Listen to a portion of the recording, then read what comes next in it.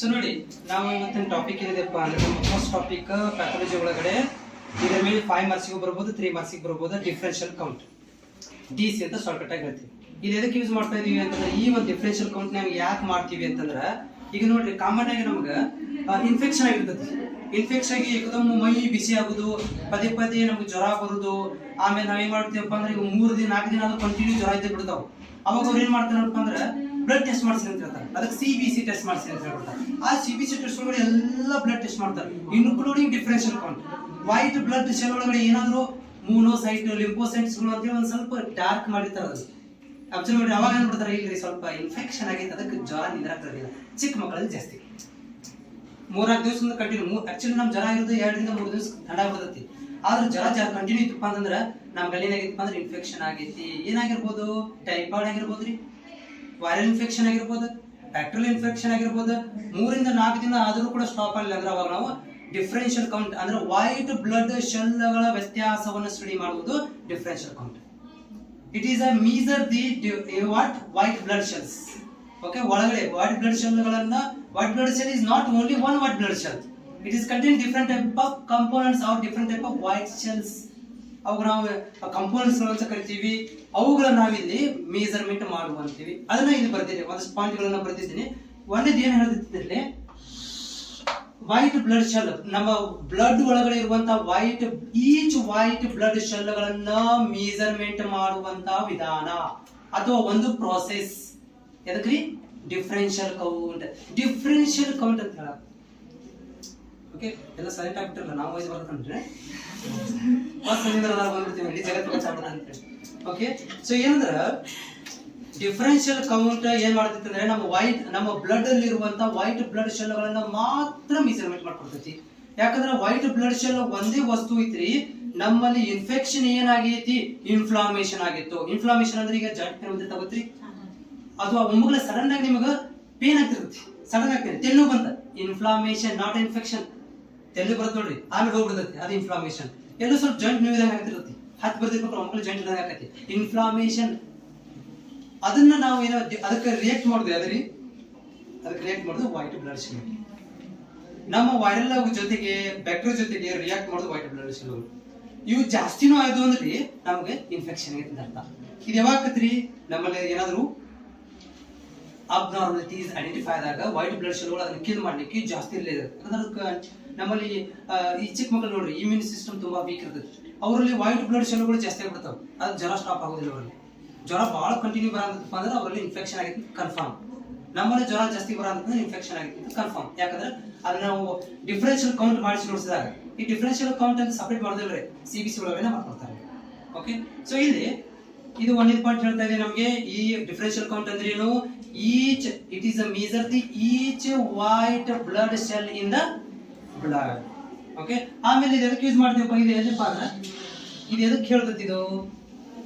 S, it is a causes abnormality white blood cell. White blood ಸೆಲ್ಗಳು abnormal ಅದಾವು, ಸರಿ, ಎಲ್ಲ ಕರೆಕ್ಟ್ ಪ್ರಮಾಣದಲ್ಲಿ ಇಲ್ಲ. ಕರೆಕ್ಟ್ ಪ್ರಮಾಣ ಇದ್ರೆ ನಮ್ಗೆ ಇನ್ಫೆಕ್ಷನ್ ಆಗೋದಿಲ್ಲ. ಅವು ಅಬ್ನಾರ್ಮಲ್ ಆದವು ಅಂತಂದ್ರೆ ನಾವು ರೋಗದಿಂದ ಬಳಲ್ತೇವೆ, ಅದು ಇನ್ಫೆಕ್ಷನ್ ಆಗೈತಿ ಅಂತ ಅರ್ಥ. ಅವಾಗ ಇದನ್ನ ಟೆಸ್ಟ್ ಮಾಡಕ್ ಕಳಿಸ್ತೀವಿ. ಆಮೇಲೆ ಇದು ಯಾವ ಕಂಡೀಷನ್ಗಳಲ್ಲಿ ನಮಗೆ ಇವು ವೇರಿಯೇಷನ್ ಆಗ್ತಾವು? ಇನ್ಫ್ಲಾಮೇಶನ್ ಆದಾಗ್ರಿ, ಇನ್ಫೆಕ್ಷನ್ ಆಗಿರ್ತೈತಿ, ಅವಾಗ ಇದು ನಮಗೆ ಕಾಣಿಸ್ಕೊಂತೈತಿ, ಡಿಫರೆನ್ಷಿಯಲ್ ಕೌಂಟ್ ಮಾಡ್ಬೋದ್ರಿ. ಡಿಫರೆನ್ಷಿಯಲ್ ಕೌಂಟ್ ವ್ಯತ್ಯಾಸ ಆಗ್ತೈತಿ. ಆಮೇಲೆ ಇನ್ಫ್ಲಾಮೇಶನ್ ಆದಾಗ ಇನ್ಫೆಕ್ಷನ್, ಇನ್ಫ್ಲಾಮೇಶನ್ಸ್ ಅಥವಾ ಡಿಸಾರ್ಡರ್ಗಳು. Okay, disorders ಕಂಡೀಷನ್ಸ್ಗಳು. ಈಗ ಡಿಸಾರ್ಡರ್ ಕಂಡೀಷನ್ಸ್ ಅಂದ್ರೆ ನಮಗೆ ವೇರಿಯೇಷನ್ ಎಲ್ಲಿ ಆಗ್ತಾವಪ್ಪ ಅಂತಂದ್ರೆ, ಈಗ ಕ್ರೋನಿಕ್ ಕಂಡೀಷನ್ ಕರಿತೀವಿ, ಲಾಂಗ್ ಟರ್ಮ್ ಸ್ಕಿನ್ ಡಿಸೀಸ್ ಅಥವಾ ಇದು ಹಾರ್ಟ್ ಡಿಸೀಸ್ಗಳು ಅಥವಾ ಕ್ಯಾನ್ಸರ್ಸ್, ಈ ತರ ಇದ್ದಾಗ ಕೂಡ ಏನಾಗ್ತಾವ ಅಂದ್ರೆ ಇವು ವೆಬ್ನಾರ್ಗಳು ಕಾಣಿಸ್ಕೊಂತಿರ್ತವೆ. ಓಕೆ, ಇದು ತುಂಬಾ ಇಂಪಾರ್ಟೆಂಟ್. ಯಾವೆಲ್ಲ ಕೌಂಟ್ ಮಾಡ್ಕೊಂತೀವಿ? ಇದು 3 ಮಾರ್ಕ್ಸಿಗೆ ವರ್ಷ ಕೇಳಿದ್ರು, ಜಸ್ಟ್ 3 ಮಾರ್ಕ್ಸಿಗೆ ಇಷ್ಟ ಬರುತ್ತೆ ಸಾಕು. ಇಷ್ಟು ಬರೋದು ಬಿಟ್ಟಿದ್ರೆ 3 ಮಾರ್ಕ್ಸ್ ಇದೆ. ಇದು ಹಚ್ಚಿ ನಿಂತು ಪರದಾರಿ ಸಂಕಟ ಪಾಸ್ ಆಗಿದೆ. ಸೊ ಏನಂದ್ರೆ ಇದೆ ನ್ಯೂಟ್ರೋಫಿಲ್ಸ್. ಇದ್ರದ್ದು ನಾರ್ಮಲ್ ರೇಂಜ್ ಎಷ್ಟು ಇರ್ಬೇಕು ನಮ್ದು? ಏನಾಗ್ರಿ, ಪರ್ಸೆಂಟೇಜ್ ಮೇಲೆ ಬರ್ದೇನ್ರಿ, ಇದು 45ರಿಂದ 55% ನ್ಯೂಟ್ರೋಫಿಲ್ಸ್ ಇರ್ಬೇಕು ನಮ್ದು ಇದರಲ್ಲಿ.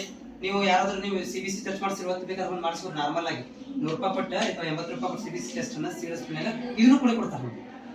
ಆಮೇಲೆ ಲಿಂಫೋಸೈಟ್ಸ್ 20 to 40% ಇರ್ಬೇಕು. ನೋಡಿ, ಒಂದೇದ ನ್ಯೂಟ್ರೋಫಿಲ್ಸ್ 45ರಿಂದ 55. ಆಮೇಲೆ ಲಿಂಫೋಸೈಟ್ಸ್ಗಳು 20 ರಿಂದ 40% ನಾಗಿರ್ಬೇಕು. ಆಮೇಲೆ ಇಸ್ನೋಫಿಲ್ಸ್ 1 ರಿಂದ 4%. ನೆಕ್ಸ್ಟ್ ರೀ ಮೋನೋಸೈಟ್ಸ್ಗಳು 5 ರಿಂದ 10%. ಆಮೇಲೆ ಬೇಸೋಫಿಲ್ಸ್ಗಳು 0 ದಿಂದ 5%.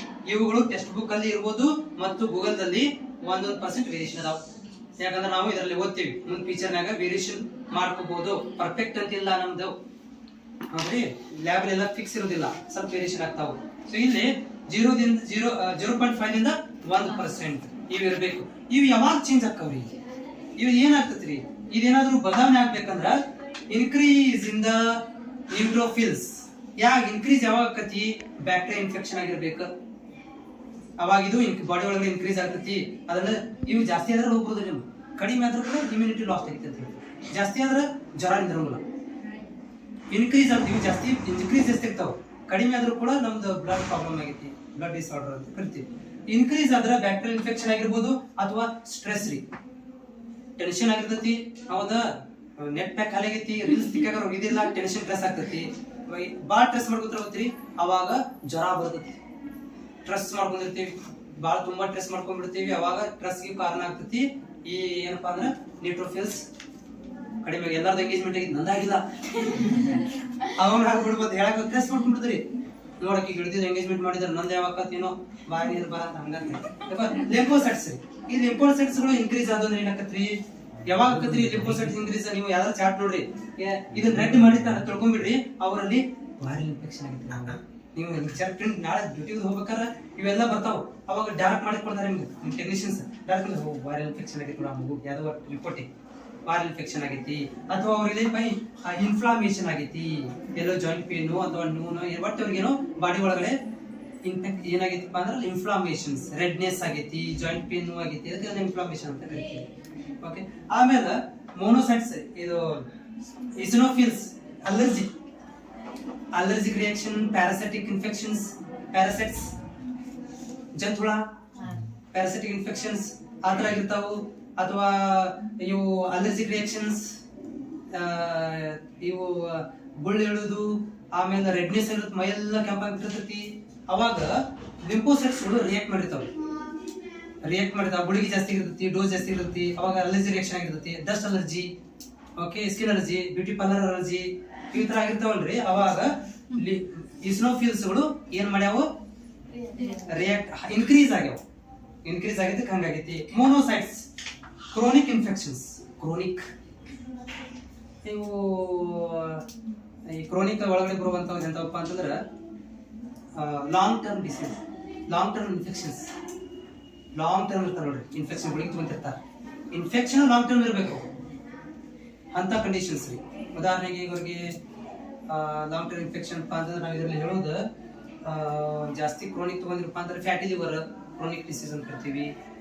Kidney disorders, heart disorders, long term skin full damage ಆಗಿರ್ತಾವ, ಲಾಂಗ್ ವರ್ಷ ತಗೊಂತಿರ್ತಾರ, ಕ್ರೋನಿಕ್ ಲಾಂಗ್ ಟರ್ಮ್ ಇರ್ತಾವ ಇನ್ಫೆಕ್ಷನ್ಸ್. ಅಂತ ಕಂಡೀಷನ್ಗಳಲ್ಲಿ ಇವು ಮೋನೋಸೈಟ್ಸ್ಗಳು ಇನ್ಕ್ರೀಸ್ ಆಗುತ್ತೆ. ಆಮೇಲೆ ರೀ ಬೇಸೋಫಿಲ್ಸ್, ಅಲರ್ಜಿಕ್ ರಿಯಾಕ್ಷನ್ಸ್, ಇನ್ಫ್ಲಾಮೇಷನ್ ಆದಾಗ, ಇನ್ಫ್ಲಾಮೇಷನ್ ಆದಾಗ ಇದು ರಿಲೀಸ್ ಆಗ್ತಾವ, ಇನ್ಕ್ರೀಸ್ ಅಲ್ಲಿ ರಿಲೀಸ್ ಆಗುತ್ತೆ. ಇವೆಲ್ಲ ಇನ್ಕ್ರೀಸ್ ಅಲ್ಲಿ ರಿಲೀಸ್ ಆಗಿದ್ದಾವ ಅಂತ ಹೇಳಿ ಇವ್ರು ನಾರ್ಮಲ್ ವ್ಯಾಲ್ಯೂ ಚೇಂಜ್ ಆಗಿರ್ತಾವ. ಇದಕ್ಕೆ ನಾವು ಏನ್ ಕರಿತೀವಪ್ಪ ಅಂದ್ರೆ ಡಿಫರೆನ್ಷಿಯಲ್ ಕೌಂಟ್ ಅಂತ ಕರಿತೀವಿ. ಇವೆಲ್ಲ ವೇರಿಯೇಷನ್ ಆದಾಗ ಡಿಫರೆನ್ಷಿಯಲ್ ಕೌಂಟ್ ಮಾಡಿಸ್ಕೊಂತೀವಿ. ವೈಟ್ ಬ್ಲಡ್ ಸೆಲ್ಗಳನ್ನು ಚೆಕ್ ಮಾಡಿಸ್ತೀವಿ, ವೈಟ್ ಬ್ಲಡ್ ಸೆಲ್ಗಳನ್ನ ಮೇಜರ್ ಮಾಡ್ತೀವಿ. ಅದರಲ್ಲಿ ಬದಲಾವಣೆ ಆಗಿದ್ದು ಅಂದ್ರೆ ಡಾಕ್ಟರ್ ಏನ್ ಮಾಡ್ಬಿಡ್ತಾನಪ್ಪ ಅಂದ್ರೆ ಸಿಕ್ಬಿಡುತ್ತೆ, ಹಂಗ ಇನ್ಫೆಕ್ಷನ್ ಆಗಿತ್ತು ಅಂತ ಆಂಟಿಬಯೋಟಿಕ್ ಕೊಡ್ತಾನೆ.